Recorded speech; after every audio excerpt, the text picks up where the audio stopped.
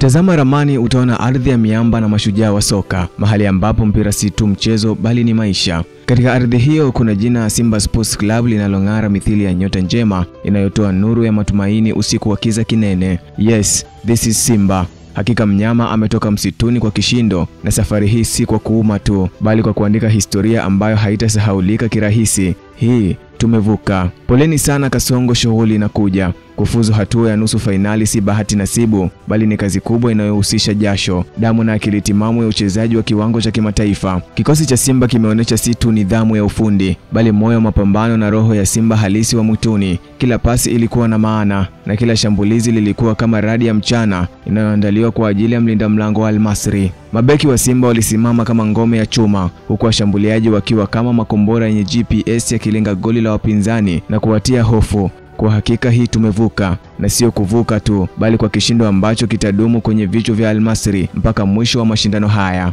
Hongera Pinpin Kamara, mlinda mlango usiye na kipengele. Ulikuwa kama mlinzi wa hazina ukikataa bao kwa mikono, miguu hadi macho. Ama kweli tumeshuhudia mikono yako ya siri. Viungo wetu nao si kinyonge, wamecheza kama wachoraji wanaopaka rangi ramani ya ushindi katika bendera ya Tanzania. Walitawala uwanja ndani na nje, ambapo mamilioni ya mashabiki walikuwa wakisali kwa ajili ya Simba kwa imani zao ili ushindi ubaki nyumbani. Si tu timu, hili ni jeshi na familia yenye malengo makubwa. Ndoto yetu bado haijafikia kikomo. Nusu fainali ni hatua tu, lakini macho yetu yapo kwenye fainali na kurudi na kombe kwenye ardhi ya Mama Kizimkazi. Ni furaha kwa mashabiki wa Simba na taifa kwa ujumla, kwani wao ni moyo wa timu hii. Vigelegele vyao, nyimbo zao na mapenzi ndio petroli ya gari la ushindi, na mafuta ya MV Ubaya kuvuka feri ya nusu fainali na kutimba katika hatua kubwa zaidi ya fainali, kisha kurejea na kombe litakalozidi kutengeneza hadithi tamu kuwahi kushuhudiwa katika kitabu cha historia ya soka barani Afrika.